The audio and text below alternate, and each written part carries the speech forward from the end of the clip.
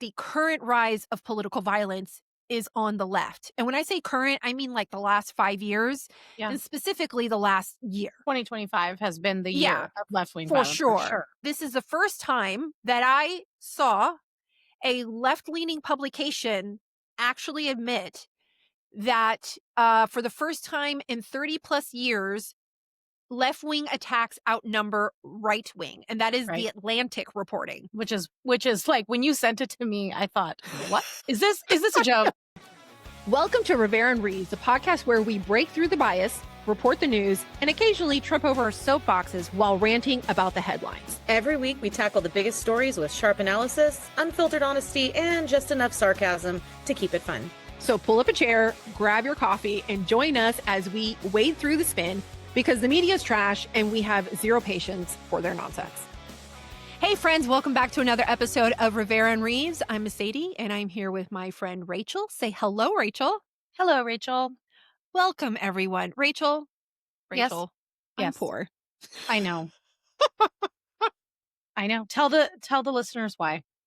I am so poor. Oh my gosh. I have two female rescues. I literally rescued them off the street. Like they were maybe dogs. They were like 5 weeks old, found them in the middle of the street in a sketchy part of town. And so they're the girls are about 2.5 years old. Daisy and Tulip, we call them the flowers. And Daisy decided to have a really bad tummy ache, and we found out what I thought was textile. She had a bowel obstruction. We thought it was like cushions or something, and it was grass. It was 1.5 pounds of grass that she decided to ingest. That's a lot. Because how big is Daisy? She's tall and lean, but she's maybe just over 40 pounds. She's like a small Labrador looking. She's a yellow, like lab looking dog, but she's mixed with a pit bull. Like her sister looks like a pit bull. And 1.5 pounds of grass. And I don't even want to talk about what that vet bill was, because she ended up like, we had to take her to the ER. She ended up overnight. In my defense, I don't have kids. Okay. So this is, do you have that, you know how everybody gets that fancy schmancy pet insurance? Do you have that? It's not a pet insurance per se. So it's like a credit line that's specific for when you have, like emergencies like this. Yeah. So where you still have to pay for it. So it's not like the insurance company, splits the bill with you like traditional insurance. What it is that it's a line of credit that's specific for emergencies like this. So we do have that if, we end up with something unexpected, and then but we still have to pay it off. You know what I mean? Yeah. And so it's still mucho dinero. Okay. Yeah. I know. But she's fine. Thankfully, we got a call from the vet this morning. She's doing well. She's due to come home today. But then we have to go through this whole fiasco of like, she can't play with everyone. She can't go up and down the stairs. She has to wear a cone. So that's going to be fun. They hate that. They hate the cone. Yes, I hate the cone. Do you know what it is to get assaulted with a cone on the regular? Because they can't. That's true. It's true. It's not fun. No. So that was I was like at the ER vet I think I got home at midnight or something like that. So I'm also a little sleep deprived sometimes. But yesterday, actually, no, let me do this. But if this is your first time here, welcome. You have found your new favorite podcast. Make sure you hit that follow button so you don't miss another episode. We're here every Tuesday and Thursday. For our paying supporters on our Substack, we have a bonus episode coming out this weekend. The goal is Saturday, maybe Sunday. It depends on my schedule because, But it is our monthly unfiltered episode for all our paying supporters. So if you want to get that, plus this podcast a day early, ad-free, please consider becoming a paying supporter. There is a link in the show notes, right? What are we talking about today? We're going to talk about what happened yesterday in Dallas at a ICE. It wasn't a detention. It was a field office. It was a field office. So initially the reports were like a detention center. It was just a field office, which I think gives a whole lot more context because detention centers are akin to maybe like a jail or a prison. So there's a lot more security versus these field offices are like in office parks right off the highway. easy access a lot of times. Like, Sometimes you they're not almost even wouldn't even recognize it if you drove by it. correct. Like, it's just, just like any other office building, Yep. off the side of the highway. So we'll talk about that. We'll give an update on Kimball, but not necessarily because Kimmel. I know. Oh, my word. Mercedes. I know.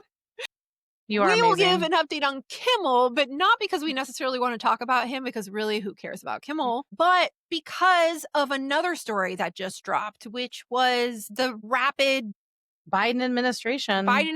Oh my gosh. Come on. Hey. Where it was exposed that the Biden administration, again, of course, was censoring Americans via YouTube and Google. So we had X, or Twitter, because it was Twitter at the time, Facebook, a lot of suspicions about YouTube and Google, but now we have confirmation from actually the Google attorneys themselves. So we're going to talk about that. And what was it? And then, we'll see if we can fit in a few other, like, some fun things over at the end. But I want to get us started with what happened yesterday. So it was early in the morning yesterday where there were reports of shots fired in the direction. Initially, like, all the reports were mixed because it was just like somebody shot into an ICE field office. And then we didn't know who was shot, if anybody was injured. Initially, it kind of sounded like it was coming from like someone was literally standing right outside the office. Yeah. Fired into the field office. And of course, as time goes by, we actually got a whole lot more information, and it turned out that the offices were fired upon from across the way at a perch from, I believe it was an apartment building across. So it was basically it was a sniper. And then the shooter took his own life too. So he was found on that roof afterwards. So he was identified. His name is Joshua Jean, 29 years old. I believe everyone that was hit was a detainee, but I think it was one died on the scene and then two were taken to the hospital. Yeah, and have survived.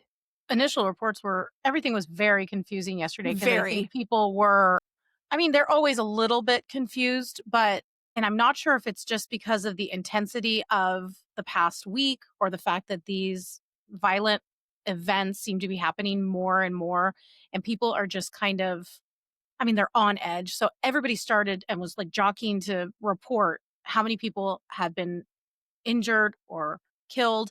And so I'm watching it and I'm going, well, I want to report on it, but I want it to be accurate. And I had the New York Times putting one set of numbers out. Fox was putting out another set of numbers. The Associated Press put out one. I'm looking at my television and they're saying the FBI Dallas is saying a different number. And it was all very confusing. But initially people said 2 were killed, which is technically, true. But they later the assumption revised it was the people that were shot at were killed. Right. In but fact, later they revised it, and the one of the 2 was him when he took his own life.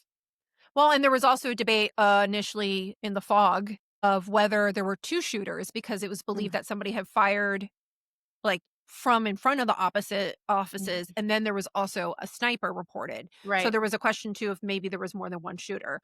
Ultimately, it was this individual who was found. He was found on the roof of the apartment complex across the street. And today, so at the time, I shouldn't get ahead of myself, there were also a lot of reports about how it was only detainees who were shot. And once we got into the context of the event, there was a better understanding of what exactly was happening. So the reports are from the FBI and DHS also that this individual shot indiscriminately in the direction of the office. There were later images were released that showed gunshot or bullet holes in the office and through the window of the offices. Someone estimated, like a witness on scene said that they heard about 20 gunshots. I question that just because of the firearm itself. I don't know if you could necessarily get 20 gunshots off. But I'm not there. I don't know how long he was there, how long the shooting was happening. Yeah, that was happening. At the time, a van was entering into the facility transporting detainees. So the narrative was that because the detainees were shot, that clearly, because, right now we're in this information war of like right versus left, which is exceedingly irritating. But the battle was, at the beginning, they shot into ICE, so it was someone from the left, and it says, well, they only shot detainees, so it had to be someone from the right. For context, the van was entering. It was one of those vans that you cannot see inside, so Right. you don't know who is in the van. If you were to use your brain cells and a van is entering, which means it has its back to you, and you fire in, you're going to go through the passengers before you go through the driver. Yep. Meaning that there is a higher likelihood that in this situation you would hit detainees before you would hit any officers that were in the van. Yeah. So that's my opinion, putting that speculation out, even though now the thing that's gotten a lot of attention was that on the roof, when they checked the scene, it was found that there was bullets with writing on them in blue ink that said anti-ice. And that was announced early on by the the special agent in charge. And I'm gonna have that little segment here for you guys. Fortunately, just the most recent example we've seen of targeted violence, to include here in North Texas, where back on July 4th, we saw a coordinated attack carried out against an immigration detention center in Alvarado, Texas. What I can also share with you is that early evidence that we've seen from rounds that were found near the suspected shooter contain messages that are anti-ICE in nature. Again, this is just the most recent example of this type of attack. This will be a whole of government response. There will be no resource not utilized to bring all those individuals who are responsible to bring them to justice and to hold them accountable. So that was the FBI special agent in charge of it. And then this here, I'm putting it up for those of you who are watching, is the image that was later released by FBI Director Patel of the bullets having. It was funny, he said anti-ice in nature when the bullets literally say anti-ice.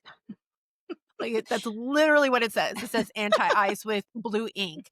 There are two other bullets. If you look at the image closely, and I'm having a hard time, I would have to, we're looking at this on computers and you're blowing it up. I can't tell if the other bullets also have writing on them, and it's just that the bullets are turned and I'm seeing just the edge of writing, or if it's the wet drops from the water that's kind of creating a distortion of it, whether or not it looks like writing. So it remains to be seen if maybe there's additional writing on those bullets and we just can't see it because the bullets are turned. But there was a lot of conversation and debate about these bullets. And we now have a third incident, I believe, where there is writing on the bullets. The first one was Luigi Mangione. The second one was Tyler Robinson, the assassin of Charlie Kirk, or alleged assassin, I guess, because he still has to go to trial. And then also now this individual. So there's a lot of what is with the writing going on or the etching on the bullets recently, which I agree. And I looked it up. I did a quick search and I was like, is this something that historically has happened? Maybe an action that was tied to, I even looked up to see if it was did the communists back in the day in their fights, etch their bullets, or anti-fascists or anything like that. And there's no evidence that I could find of this historically being a thing or it even being part of a plot line in a video game. Because there's a lot of conversation, too, of video games right now. I feel like someone was mentioning that yesterday, because so many people are saying this has to be part of a cover-up, then the government's trying to get to. But see, I don't agree with that and then either. Someone said, no, this has happened before. So I'm wondering where that was. I knew I should have tagged it. Well, here's the thing. It has happened before. And the thing is that a lot of times it just requires, it's like any kind of social contagion. You're right. It's like someone gets the idea. So there's an originator. In this case, I would say Luigi Mangione is the first one that I can think of. Yeah, he was lauded. He was praised. That was a main thing, narrative on the news. And then that starts to get copied. Yeah. So Tyler Robinson, then also, I should say, Charlie's alleged assassin does it. And when was it? Today, before we got on, FBI Director Kash Patel, who I appreciate likes to share a lot of information, but also at the same time I feel like he shares a lot of information. There's a lot. The whole thing is really interesting. This is tangent, but the whole most transparent White House in history, which I totally agree with. But sometimes I'm like, little too much transparency. Like how Bongino is going on. He'll just go on. Even the president will sit on like Fox and Friends, or Bongino will go on podcasts, and Patel will go on podcasts, or, you know, like appearances and whatnot. I totally fine. It's just, it's pretty frequent. And I'm like, why are you not at the FBI field office? Why are you tweeting? That isn't so much my concern, because I, you know, they've done it, but I don't feel like it's been too frequent. And in fact, there was a pretty good amount of time where we didn't see them. And a lot of people are like, why aren't we seeing them all get of a a little sudden? quiet. Maybe I'm just thinking of Donald Trump. So it's like, you know, they're kind of like, they can't do it right at all. My concern more is doing that if they don't, yeah.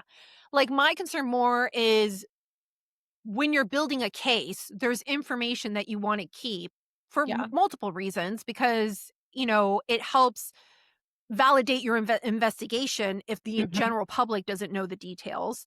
Right. And second, you know, now this individual's already, he killed himself.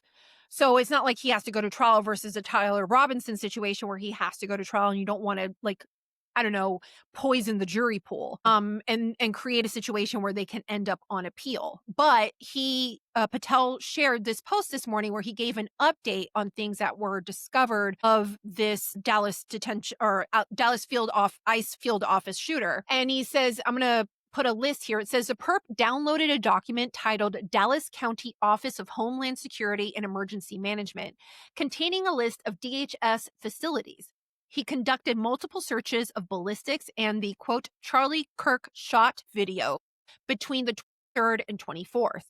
Between the 19th and the 24th of August, he searched apps that tracked the presence of ICE agents. So this is before Kirk has been, this is like almost a whole month before Kirk has been assassinated, where he was already searching ways to track ICE agents. One of the handwritten notes recovered read, quote, hopefully this will give ICE agents real terror to think, is there a sniper with AP rounds on the roof? And then finally, further accumulated evidence to this point indicates a high degree of pre-attack planning. Of course, because there are apps out there currently that a lot of these activists are dependent on where they track the locations of ICE agents. Which is also one of the reasons they're masked, but you know, they don't want to, you don't want to talk about that too much. I love the people too that, I mean, again, tangent, but the people who really they've really decided to make the whole ICE shouldn't wear masks thing like their whole personality. And I want to ask them, have you ever had your home's address, where your children sleep at night, where your wife lives and where she leaves to go on errands and all that kind of stuff? Have you ever had your information put out there and doxxed and told that your family and what you do for a living is the Gestapo? You'd wear a mask too. I've never understood that, why they're just so not, either they don't really believe that violence against ICE exists, or they just don't care that these people's whole lives are not only put on the line during the day when they're doing their job, but then their families and lives are put on the line because these types of apps they exist. It's ridiculous. Yeah. Well, and I think it should be worth mentioning that this field office specifically, almost a month to the day before the shooting happened, had a bomb threat on it. As in a man, I think it was a 60-plus-year-old man walked up to the offices with a vest and a detonator and threatened to bomb the office. Now, I also kind of want to point out, it's interesting that this individual, the shooter from yesterday, was searching apps maybe about a week or so after that event. And remember that down in Alvarado, which is what the agent mentioned, there was like this whole operation of, I think it was like 11 Antifa, organized attack where they shot at officers. Like they ambushed officers going into, when you could tell when he was giving that press conference and talking, you could tell he wanted to make sure that the press got him on record saying, this is not new. This is continuing to happen and it's too much. Like, this is because it's not just, this isn't an isolated, I had people who are just really refusing to understand that the left-wing ideology and narrative is pushing this type of violence. They were like, they were quoting numbers. There's this many ICE agents in America. And so it's actually really not that many attacks on ICE agents that are happening. And I said, yet the attacks are up 1,000% this month. Well, and have you ever thought that maybe the media isn't highlighting these attacks because they're kind of like on the side of the people who, or they're feeding this narrative to people who are perpetrating these acts of violence and feeding them with, anti-ICE rhetoric. In that vein, before the shooting, literally the night before the shooting, Gavin Newsom was on, I think he appeared on Colbert, and he was talking specifically. Now, Gavin Newsom, we know, is really going all out as trying to make himself like the fighter for the Democrats. Right. Because, he's setting himself up for the presidency in 2028, right? Yeah. And so he was addressing, he addressed several things, but this is what he had to say about ICE specifically. Look, we had a 15-year-old disabled kid in Los Angeles, was waiting for his sister to come out of high school, and they pulled out guns on this kid. They pulled out guns and handcuffed this young child. That's happening in the United States of America. Masked men jumping out of unmarked cars, people disappearing, no due process.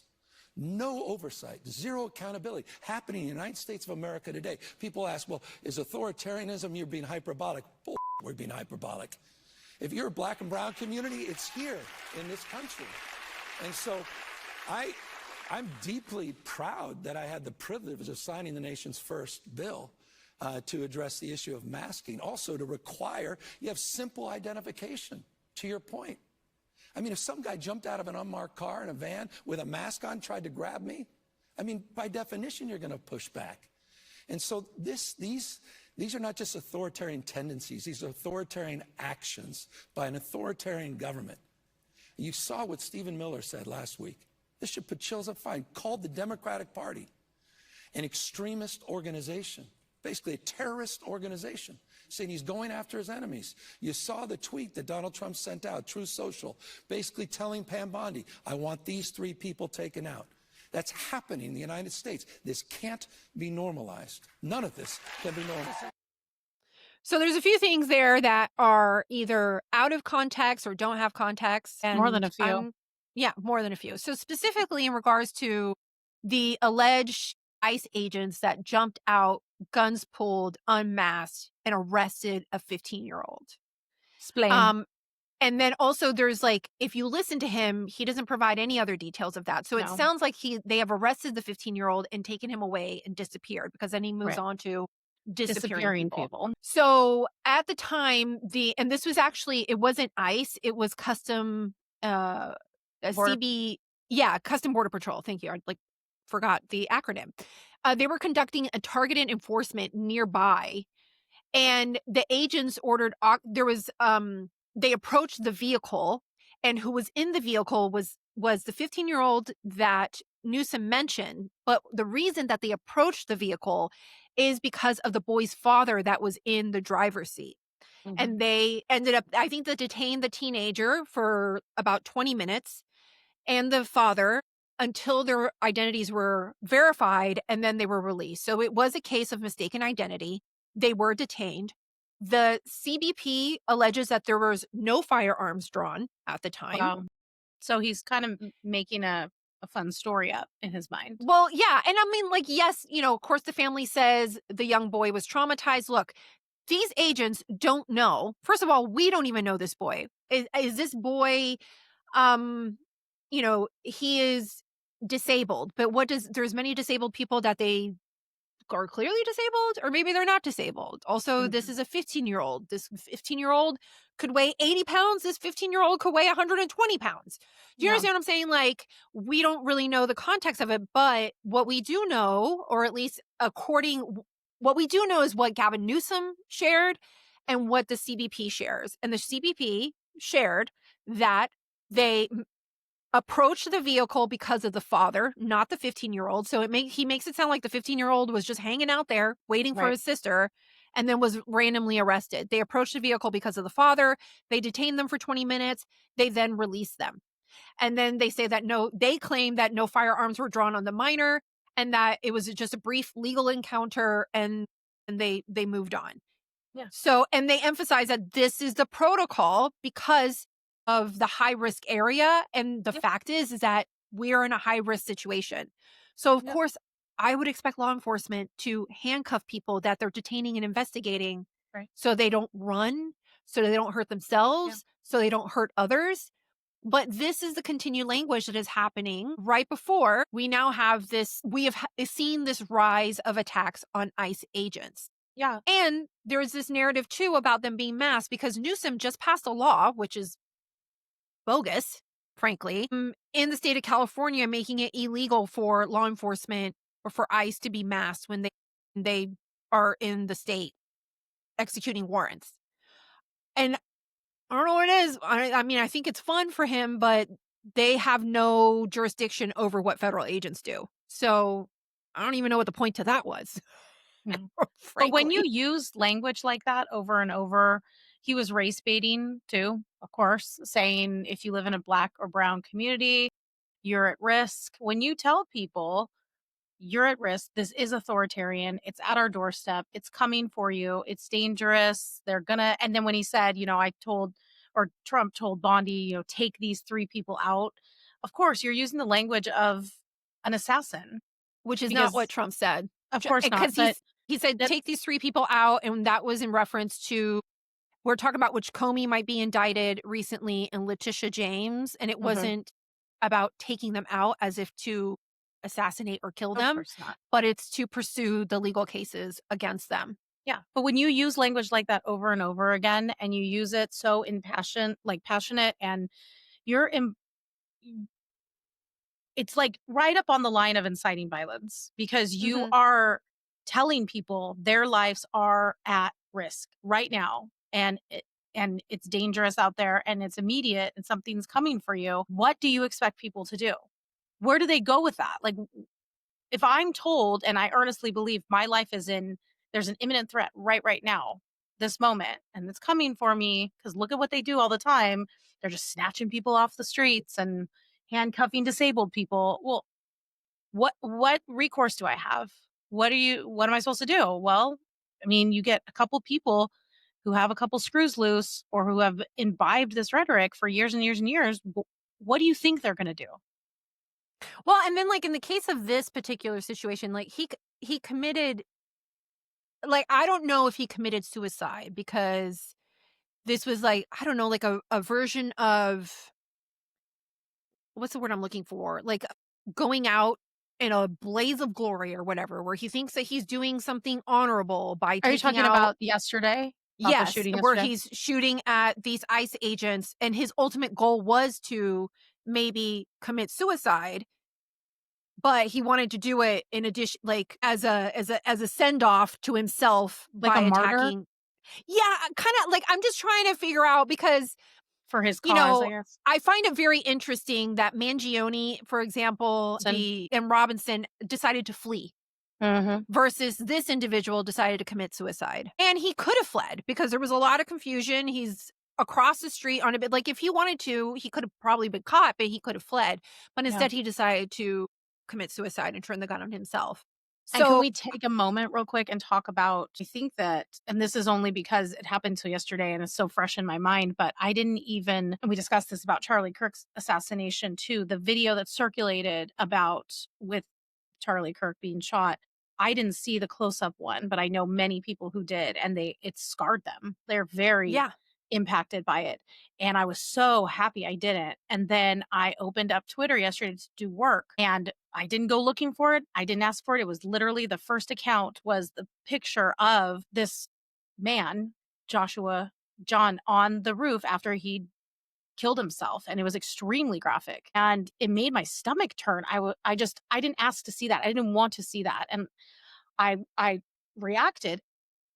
I think that as violence just proliferates and becomes more and more ubiquitous with American life, we're going to have to, I don't know, there's going to have to be some sort of steps that social media companies put like guardrails around these videos and these images, because you can't just opt out. I mean, you can, but sometimes it's too late to opt out of seeing certain things. Well, and that one was different because that one was a picture. It's my understanding it was a picture, correct? It was a picture, versus yes. what happened with Charlie was it was a video. So Yeah. I immediately went and turned off my autoplay. Right. So it wouldn't just automatically play on my screen. But what are you going to do with a photo? You know what I mean? And then later they took the photo off, right? Well, later because you had mentioned it to me, and when I went on to X, I found a post with it, and I could tell from the context of the caption, but it had like this is, graphic, a trigger warning, fade out over the image, and you would have to like hit the image to select to see it.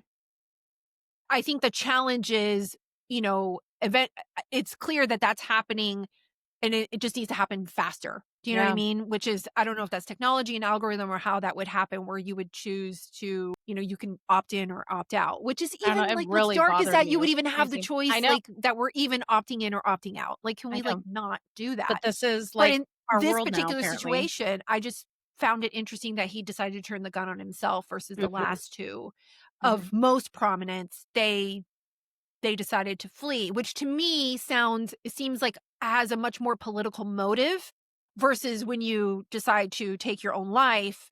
It's like, the ultimate goal was maybe to commit suicide, but on his way out, he wanted to do something that he thought was honorable or whatever. Right. This is just me obviously speculating. So now what's been interesting though, is because we've been talking about this, a lot of people have been talking about how there is a rise of violence on the left. And I think we need to clarify a few things before I get into this. I do not deny the talking point that the Democrats continue to repeat, that historically the violence has been on the far right. I don't deny that. The issue that they do not want to accept is that the current rise of political violence is on the left. And when I say current, I mean like the last 5 years. And specifically the last year.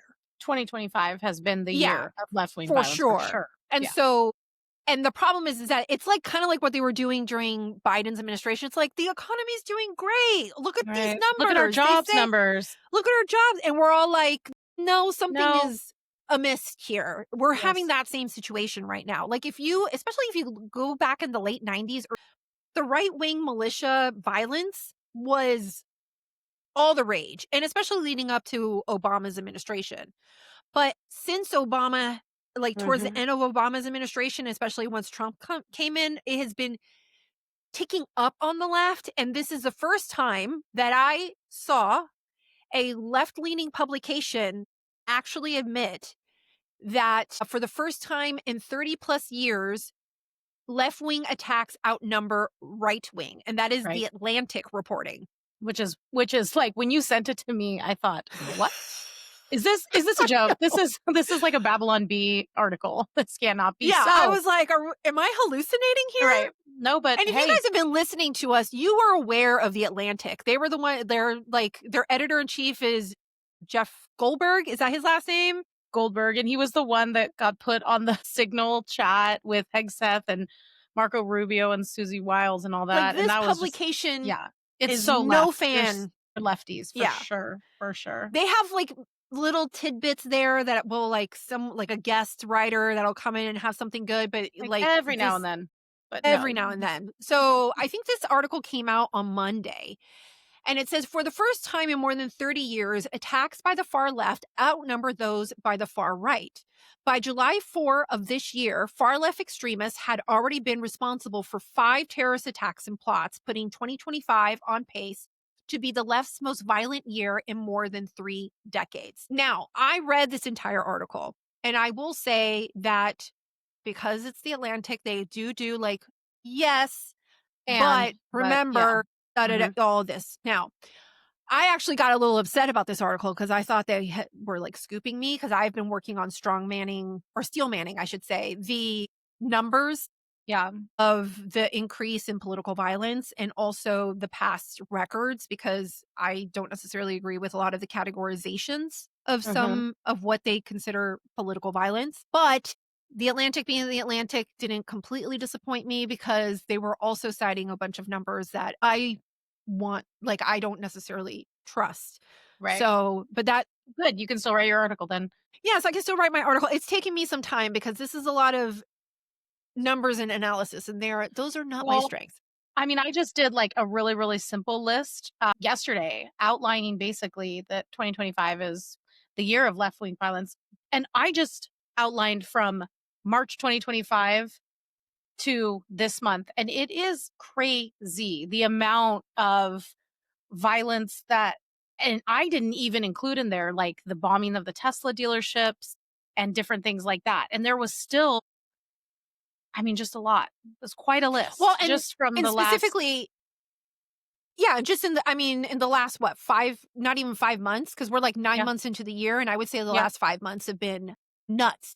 Tons. And, like, when you bring up, for example, those Tesla dealerships, Mhm. that a lot of times, depending on which database you're looking at, Mhm. won't be counted because they're considered civil unrest, not necessarily political violence. I kind of feel like if you bomb a car dealership and set things on fire, it's domestic terrorism. But okay, if you want to call that Yeah. unrest, unrest is like when my kids decide to like throw a fit. Okay, not like if I go blow up or try to set like Teslas on fire, that's not Well, have you unrest. okay, so this isn't in our notes, so we're gonna go on a little side voyage here. But Hmm. the president just designated Antifa a domestic terrorist organization, right? Great, yeah. Well, there's a lot of challenges there, and a lot Well, of yeah. people don't Like, what are realize you going to this. do about it? So I just want to know, like, what Exactly, are you going to do? because technically, legally, there is no domestic terrorism assigning. You know what I mean? It's not like when you Yeah, talk about assigning Hamas as a terrorist organization, because specifically the reason there isn't here in the United States is concerns that our politicians, for example, could use that designation right, to clamp down on opposing speech, which we right. saw. Now, they'll investigate it that way because obviously they'll talk about domestic terrorism, but there's no real power behind designating a group a domestic terrorist Yeah, organization. because if you have something like a white supremacist group or KKK or something like that, the part of America that you can hate but made sense was you had groups like ACLU protecting their right to march and say the obscene things that they wanted to say under, the First Amendment. But then if any administration's able to label whatever group they just don't like domestic terrorists, aka like Christians, or because now we're all Christian nationalists trying to take over and start a theocracy. Then that kind of gets muddy, and I want to know what the purpose of him doing that was. Was it just to kind of, appease people and say, hey, I noticed that this is a problem? Or was it because by designating a group a terrorist group, do you have more resources provided to you for investigations? Like, I want to. Well, and that's one of the things I need to investigate, because obviously the FBI will be like, we have these instances of domestic terrorism, and we need to look at these markers as a potentiality for domestic terrorism. That is Yeah. absolutely, that happens. We saw Yeah. that with, especially Catholic families that were going Mhm. to student or what is it, school boards in Yeah. opposition of, whatever mandates they were doing or what Yeah. they were teaching. Well, they were even flagging people's credit card charges if they bought at Correct. like So it's not to say that Cabela's. they don't use that as an excuse, but to Yeah. categorize a whole group or movement as a domestic terrorist from the level of like the president has designated, that is the part that isn't really a thing. It doesn't exist. I don't want to say he made it up or whatever, but the challenge here too, what I have found interesting is that now you see a whole bunch of, because the talking point is that Antifa is anti-fascist. Yeah. And why would you can't, Right. like anti-fascist is a good thing, right? Because Yeah. of course we Well, don't want and to be there's also the talking fascist. point. People are like, what is Antifa even? Like, why is he Yeah, doing this? it's It's like not it's even not a really thing in our it's not country. a centralized organization per se. They're like little cells. It's almost like I don't know, like a type of, terrorist cell. And it's really it is absolutely hard to police because they're not centralized. But to say as if they don't exist is ridiculous. It's silly. Like, did you hear Maddow the other night on her show? She brought in someone. She's like, what is even it? Can you explain to me what Antifa it's like, is? don't gaslight me. Stop it. Do not gaslight me. Or right. You have this doofus, that's not nice and Sadie, but you have this doofus, Brian Krasicstein on X, that's doing these entire videos about how, like, well, I'm anti-fascist, I'm Antifa. And I'm like, no, you're not, you moron. You're sitting in your basement doing these stupid videos. Like, we all know what we're talking about. Yes. Like, you're on the side of Antifa right now. Stop it. Like, so annoying. I'm like, I mean, they hate this president so much that even when he's like, I would like to put out a declaration saying that domestic terrorism is bad. They're like, no, I'm on that side. I am Antifa. Whatever, dude. Whatever. We're all Antifa. I'm like, no, this is not the same. So I don't know. I just thought it was interesting that the Atlantic is like one of the first publications, especially that leans to the left, that's actually acknowledged that this is a thing. So put that in your back pocket the next time you talk to someone. You're like, oh, by the way, even these people are admitting that we have a problem. Okay. Speaking of hypocrisy and problems. So, actually, did you see, I want to check and see what you thought of this before we move on. Did you see JD Vance's response to the shooting? I saw bits and pieces of his speech yesterday. Yes. Okay. I'm going to share this response and then I just want a quick response from you and then we're going to move on to the next one because he had some very strong words and I think it's worth playing. And they said that immigration enforcement, you know what they said? That immigration enforcement had detained a 5-year-old autistic girl in order to get to that girl's father. Turned out that story was a complete fabrication. It was a complete dishonest lie. But when you go around and lie about our law enforcement and you tell them that they're mistreating 5-year-old girls, what do you think is going to happen? When Democratic politicians incur doxing, when they encourage us to unmask ICE enforcement officers, what do you think is going to happen? When the mayor of Los Angeles encourages violent protesters to get in the face of our law enforcement, what do you think is going to happen? What's going to happen is political violence, and political violence has gotten out of control in this country. We got to stop it. We got to condemn it. And that starts, unfortunately, at the very top of the Democratic Party. If you want to stop political violence, stop attacking our law enforcement as the Gestapo. If you want to stop political violence, stop telling your supporters that everybody who disagrees with you is a Nazi. If you want to stop political violence, look in the mirror. That's the way that we stop political violence in this country, and we've got to do it.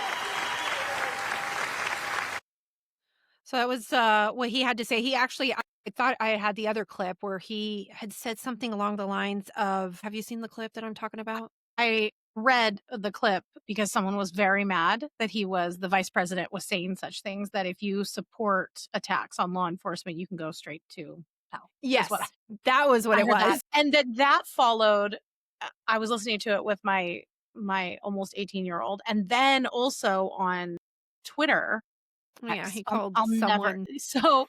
Jon Favreau is a left-wing commentator. And after JD Vance had said the obsessive attack on law enforcement, particularly ICE, must stop. I'm praying for everyone hurt in the attack and for their families. And this lefty said the vice president is not a reliable source of information. This is now the 5th or 6th time he's posted a political take contradicted by facts from his own law enforcement agencies. And JD Vance, I'm going to keep it PG because I don't want to have a censor on this, but he said the gunman had anti-ICE messaging carved on the bullets he used. What precisely did I get wrong, Dip? And I laughed, honestly, because that is all of us. All of us are so sick we are overusing the word gaslighting, but it is so appropriate in every single circumstance. People are lying to us and telling us what we see, hear, and experience is not actually happening, and that the sky is really yellow and not blue. And all of us are JD Vance. He just says the thing, and I gotta be honest, I appreciate a leader with a little fire in his belly. He is not here now to play. And especially after such a long history of wishy-washy Republicans are like, well, it makes, what was Pence, he was very boring. Like, what do we do before this? I mean, it's very entertaining, but he's not wrong. Like, everything he said was in that clip and everything he says here is true. There's nothing anti-factual about it. So I don't know. I appreciate his candor and that he just literally kind of says what we all want to say. Yeah. I don't know. I guess, like, I completely agree with you. And then you have to I get a little frustrated because then you're like, oh, yeah, was that productive though? Do you know what I mean? It's like, Well, I would speak that way. And then I question to myself, like, was that productive? But then also at the same time, but nothing is productive. We can't talk to anybody. When I talk nicely to people, which I have done, I feel like, for 5 years online, trying to dialogue with people and hear them out and provide them with facts and really try to compassionately engage and be respectful and civil. And still, they will lie to me and tell me I am wrong and I'm racist and I'm hateful and I'm a bigot and I'm a zealot and I'm a Christian nationalist. So when that happens to you over and over again and that line of reasoning and being civil isn't working, I can see why someone will finally just lose it and be like, well, and it's not only that, it's like I saw you were sharing, because you get a lot more pushback on your social media than I do. And you were reporting on the shooting, and then somebody was saying that you were, just creating more divisiveness or whatever. Yeah. And that this wasn't productive. But then also at the same time, my thought is, listen, the goal is to make you feel bad. Yeah. That you're stoking and making things work. Yeah. Or worse, and that you're noticing. And the problem here that we have currently is that the media, and there's a lot of other talking heads and creators, will shape a story in a way that gaslights you, omits information, and they'll just report it and never provide receipts. Like, I can think of a handful of especially left-leaning creators that they come on their whole face in the video, they give you a report and they don't provide you an article link. They don't provide you a quote. They don't provide a study, nothing. Yeah. And I do that all the time because I know that I'm going to get pushback, right? But people just like agree with them and like, whatever. Yeah. Like, I'm not going to stay quiet anymore and be like, and not share true information because it's going to hurt somebody's feelings. Like, I'm sorry. I'm just not doing that anymore. Well, right. And the way you control your emotions is not my problem.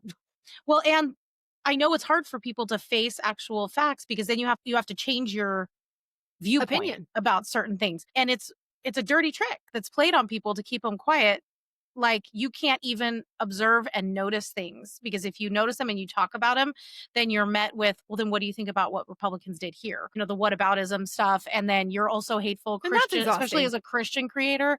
I get a whole lot of, is this how Jesus would handle it? Would Jesus, single out and talk about Democrats like they're the ones with the problem? And I'm like, well, yes, because it's truthful. And that's what we're called to do, is talk about things truthfully. Anyways, we're getting on a side tangent. Yeah, and that's fine. I think people are here for it. When I listen to JD Vance say stuff like that, I get it. He's done with the bull cruddery. He is tired of it. And he's like, don't come in here and tell me that I'm wrong. I'm crazy. I didn't say anything wrong. I'm going to go crazy with people telling me that the sky is yellow when it's really blue. I'm tired of it. I'm just not listening to it anymore. Well, speaking of being gaslit, we all went through another cycle of being gaslit with Jimmy Kimmel and his alleged apology. Or sorry, not his comments that he made about Charlie Kirk that he said, or a lot of the people on the left were like, that's not what he was saying. He was just like, he wasn't saying it was MAGA. He was just saying that the president was trying to make sure nobody thought it was MAGA or whatever, which we all know was a lie. Now, he came out and he did an apology. It was a non-apology. For context, I'm going to play it here real quick for you guys. Hold on. I don't think what I have to say is going to make much of a difference. If you like me, you like me. If you don't, you don't. I have no illusions about changing anyone's mind. But I do want to make something clear because it's important to me as a human, and that is, you understand that it was never my intention to make light of the murder of a young man. I don't think there's anything funny about it. I posted a message on Instagram on the day he was killed, sending love to his family and asking for compassion, and I meant it, and I still do. Nor was it my intention to blame any specific group for the actions of what it was obviously a deeply disturbed individual That was really the opposite of the point I was trying to make, but I understand that to some that felt either ill-timed or unclear, or maybe both. And for those who think I did point a finger, I get why you're upset. If the situation was reversed, there's a good chance I'd have felt the same way. I have many friends and family members on the other side who I love and remain close to, even though we don't agree on politics at all. I don't think the murderer who shot Charlie Kirk represents anyone. This was a sick person who believed violence was a solution, and it isn't. Ever. All right, so that's basically, I'm sorry that you were offended by what I said. Yeah, that's what parents tell their child is a non-apology. Yes. That's all that is. It's I'm sorry you heard this incorrectly and you couldn't decipher the inner workings of my soul to see what I really meant. No, he didn't say he was sorry. He should have come out and just said, I shouldn't have said what I said, and I am sorry, and I want to apologize to the Kirk family.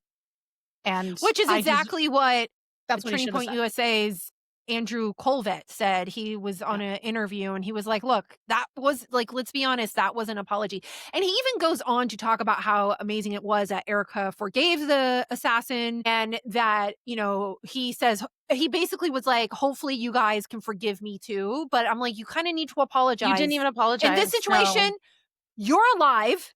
Yeah. You need to apologize for... But no. Okay. No, because he's not sorry. He's not sorry for what he said. No, he's playing the victim and he's coming out and he's crying as a grown man. Get out of here. I don't do men crying in public. I don't even like to cry in public. No. And that's how I feel. Side tangent. That's how I feel about all the people who cry on Instagram. Videos. I'm like, okay, you set up that camera and you taped it like 32 times. And then you had to keep crying. I'm sorry to all my crying people out there, but I'm not. It's ridiculous.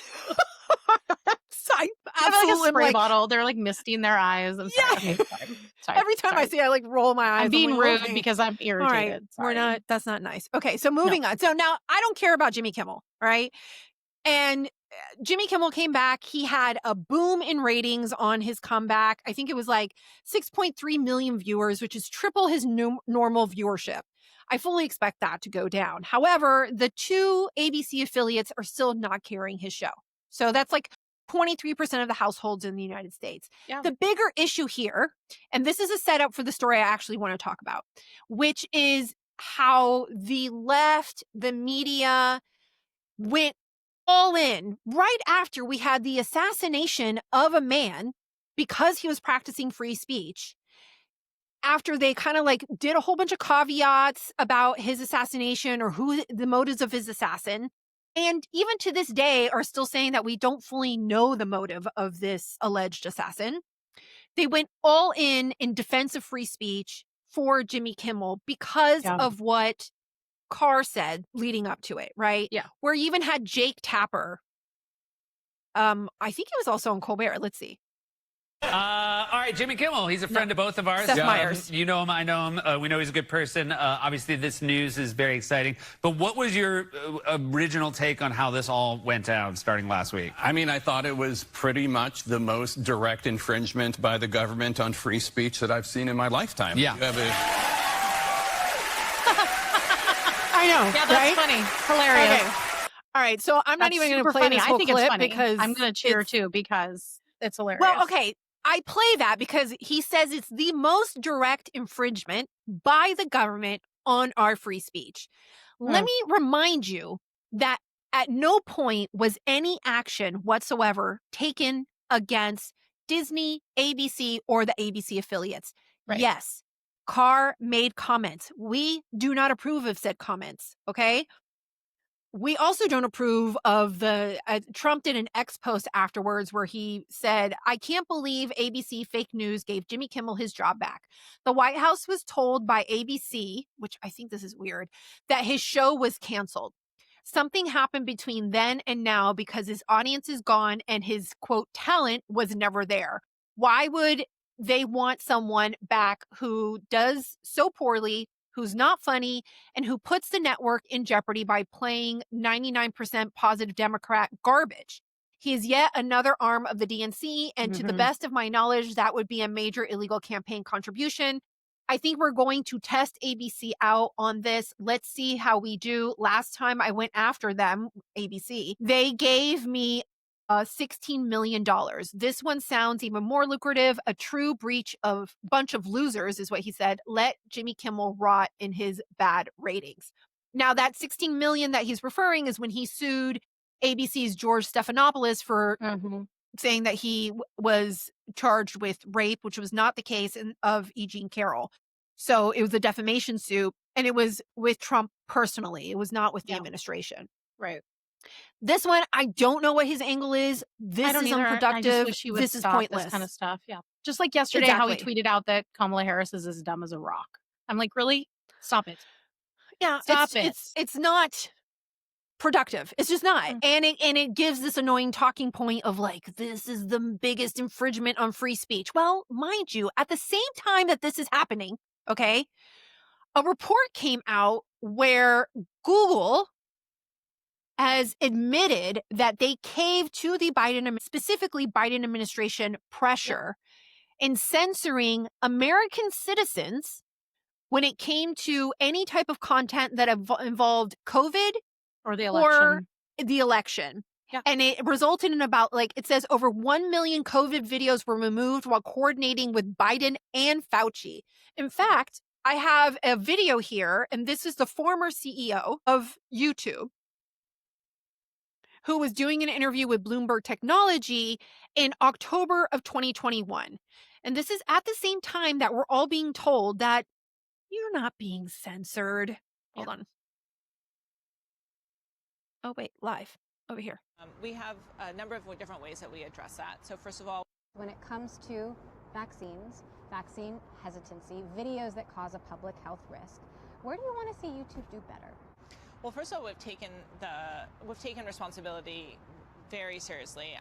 It's been one of my top priorities, and with regard to COVID and with regard to vaccines, that has been a top priority for us. And we have a number of different ways that we address that. So first of all, we want to make sure that if there's information that violates our policies, we came up with 10 different policies around COVID. Then if that's a violation of policies, then that's something that we'll remove. We removed over 1 million videos associated with COVID. Have you talked to the Biden administration at all about vaccine hesitancy or vaccine misinformation? Well, we did an event actually with the Biden administration, including President Biden himself, with a number of creators, Fauci as well. I wonder if there's anything that you see in, the way that anti-vaxxers behave on the platform, if there are any data or insights there that could be helpful to people understanding where they're coming from. I mean, we try to understand what are the different ways that we can break through. So we talked about in this campaign that we did about getting back to the things that you love. So what we really tried to do was get not just from the experts, but also people that were not experts, but who were explaining, like, why did they take the vaccine? Why was that relevant for them? And what was their thought process? So in other words, manipulation game. Exactly. Get vaccinated and you can get back to your regular life. Now, it's ridiculous. The attorney from Google sent a letter to Jim Jordan, right? And he specifically said, this is a portion that says, it is unacceptable and wrong when any government, including the Biden administration, attempts to dictate how the company moderates content, and the company has consistently fought against those efforts on the First Amendment grounds. So it's in this letter that he sent to Jim Jordan, they acknowledge that they experienced not just pressure from the Biden administration, but from Biden himself. Yeah. And that this led to the deplatforming of people like Dan Bongino, Steve Bannon. At one point, Tim Pool had an interview with Alex Jones, which was removed. And now President Trump was taken off of X. I mean, Nick Fuentes, like, you don't have to like him. I know that raises hairs on people where they're like, well, who cares what they have to say anyways? That's not the point. The point is that tons of us were censored in small ways too. Like, I've never been able to monetize Instagram because I have so many hits against me for saying things like, yep, the cloth mask, we have new data on that. It doesn't work. And they're like, do anything. That's misinformation. You can't make money on this app anymore. I mean, it happened to all of us in one way or another. And we all knew it. We knew it as soon as I mean, we knew it from our own experiences, but as soon as Zuckerberg got on Rogan and was like, yeah, the Biden administration is basically yelling at us, telling us how to, what kind of policies and what to dictate from on high and tell all of our users you can and can't say this or that. I mean, we all experienced it. As soon as he said that, and then everybody was just like, oh, yeah, that makes sense. I knew nothing was ever going to happen. Yeah, and and now they're saying like, yeah, we were wrong, we got pressure, and they're starting to reinstate, like people can now apply to get their accounts reinstated. But I just want to let me emphasize the difference here, okay? Regular Americans use YouTube. At the time, we're using YouTube to make a living, okay? Yeah. Not just to express their ideas, but also to make a living. And all of these individuals were deplatformed because of pressure from the administration to a private company, forcing them or essentially coercing them, because it's coercion. Like, if you guys don't do that, we're going to start pushing regulation. And that's going to limit your ability as a company. That's corruption. That to me is way worse. Well, like, against the law. I do not excuse or approve of the messaging that was coming from Carr or from the president or anything like that, where they're kind of throwing their weight around and creating pressure. Right. But to me, this is so much more sinister, because not only were we being told that that's not happening, or that it's different because it's for the well-being of Americans to get correct information. Does that sound familiar? Does that sound familiar? Right? And then you had CNN and the New York Times, who right now are all in for Jimmy Kimmel. Yeah. Where they framed all of this as they're doing it for the better good. It's really about making sure that the information that gets out is correct. It's not about censorship, or even saying well, it's a private company, they have a right to do, and the Biden administration isn't doing that. The Biden administration is simply providing advice or advising these platforms of the information, and then they themselves are deciding whether or not to, which is not true, because even Google's attorney is saying, no, we got direct pressure from the administration and from Biden himself. Zuckerberg has also said the same thing. So that to me is way worse, because it's like an underhanded, covert way where it may, and it's done hand in hand with the media, versus here, we can all openly object to what is going on and challenge the president, because they're putting it all out in the open for us to object to it. Yeah. Yes. I don't think it's comparable. No. And I just really think it's annoying that this report has just come out and they're like, so Jimmy Kimmel can't make his $1 million, is going to lose his show, even though his contract is up, and he's a horrible. I saw a chart. I wish I had pulled it for this episode, where someone did a count of all the late night shows of the Democrats that they had on as guests versus the Republicans. And all of the Republicans were in single digits. Yeah. Versus the Democrat guests that were on were in the hundreds. Yeah. Yeah. I know. Don't gaslight me.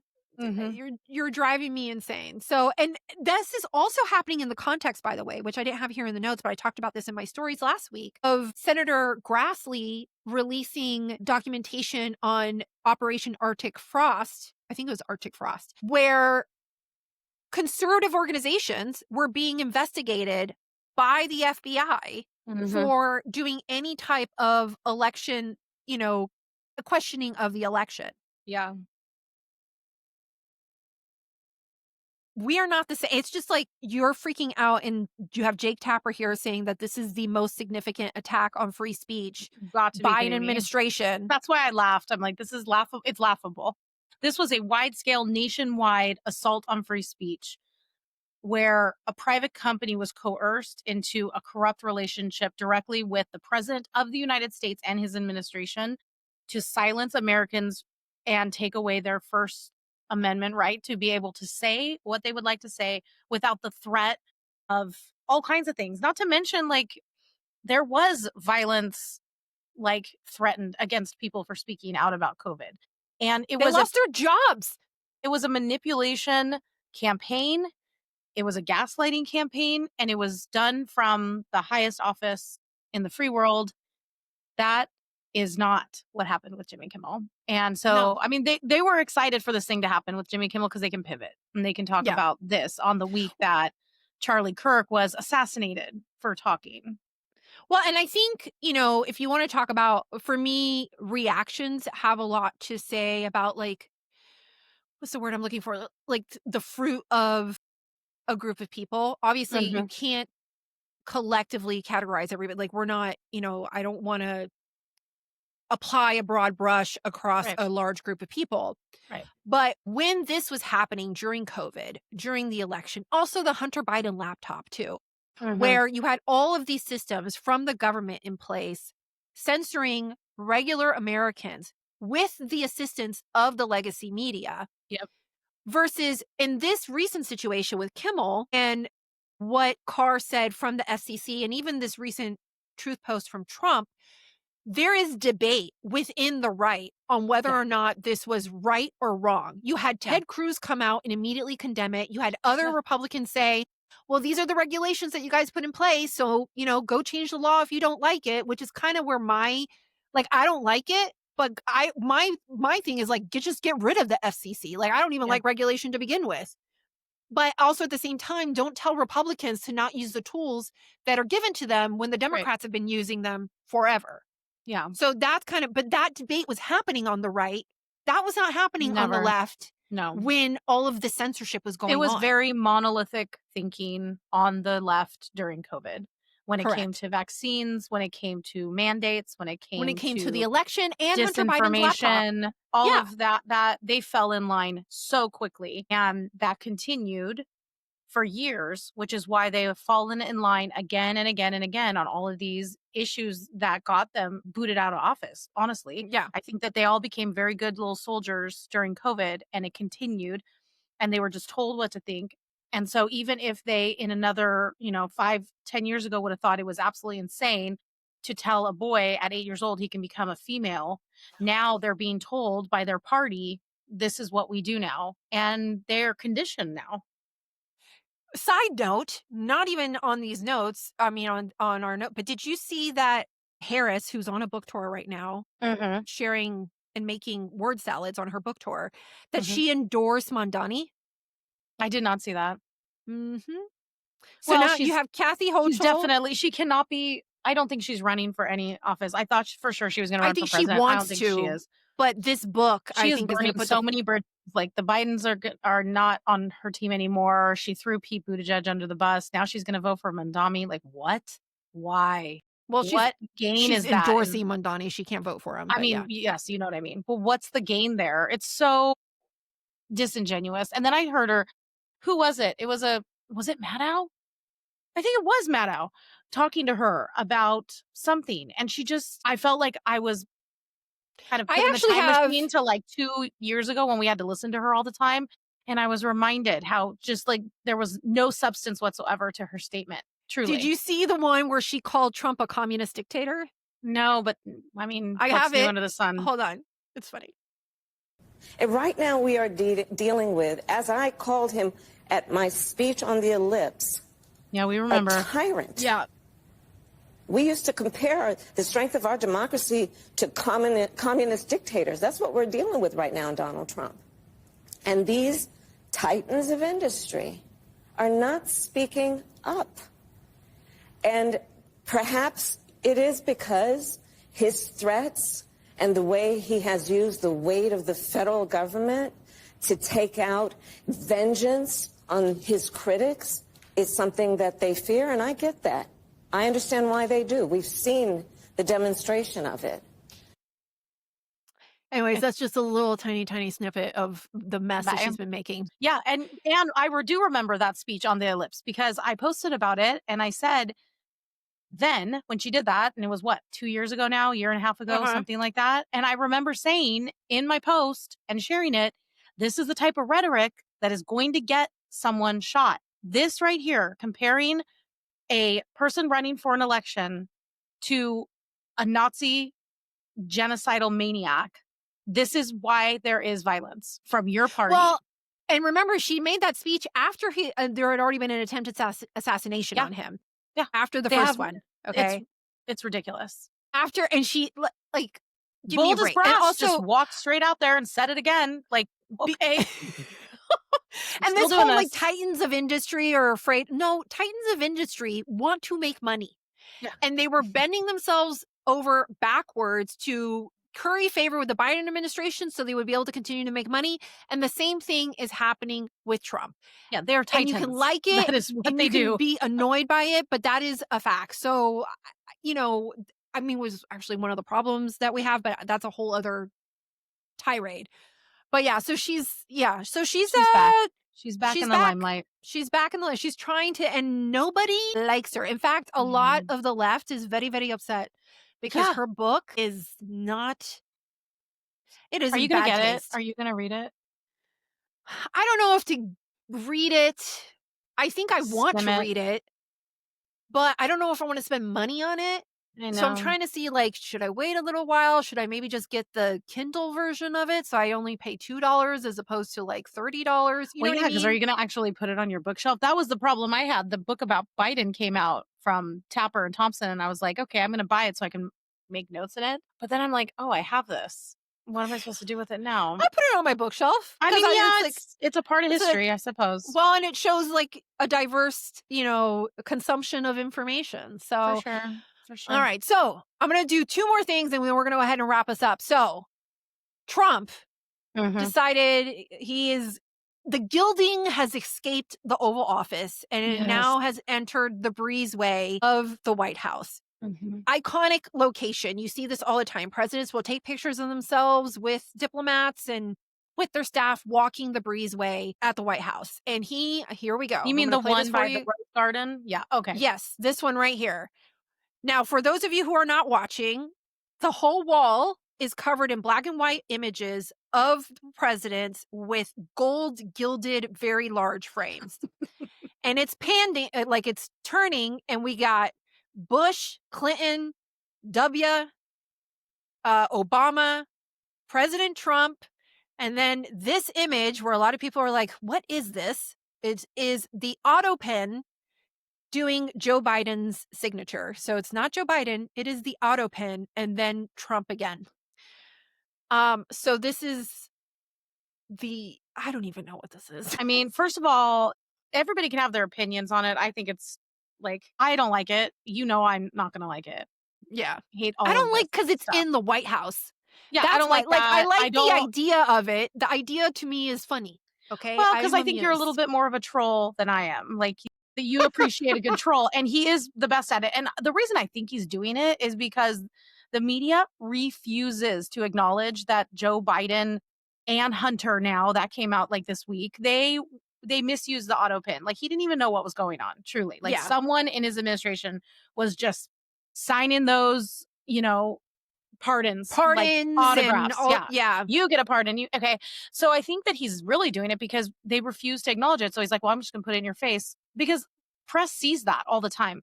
Yeah. So, you know, whatever. But my question I think it's the same as like the mugshot in the White House. Like the walkway to enter, not the White House, the Oval Office. Right. The press has to walk by that mugshot every time. Well, and I think my biggest issue with it, I mean, I hate it. I just don't like it. And I don't like, I mean, we'll talk the whole Unfiltered about this UFC fight that's planned, because I got the plans for it and what it's going to look like, and I hate it. But if they're going to do it, why didn't they put those pictures in a straight line? What is that?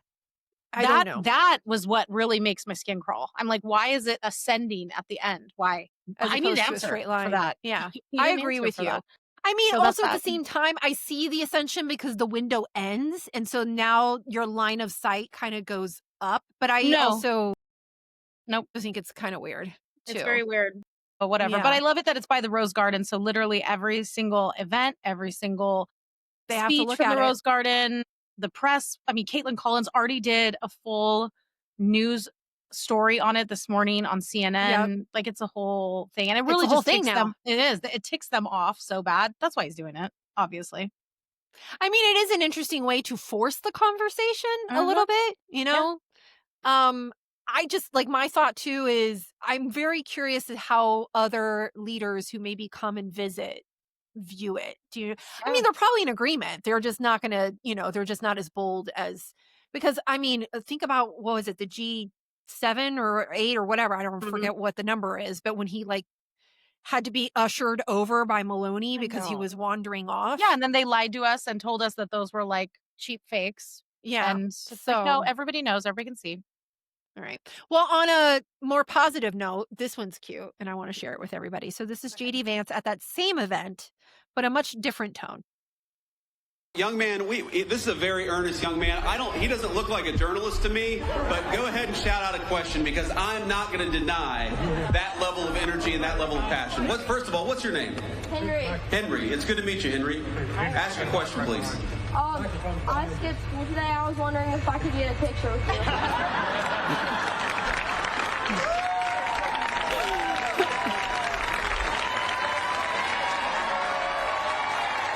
Yay, Henry.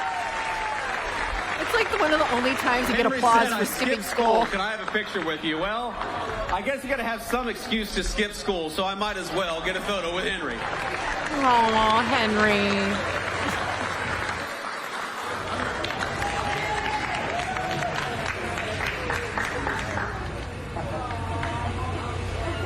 Takes a selfie with the VP.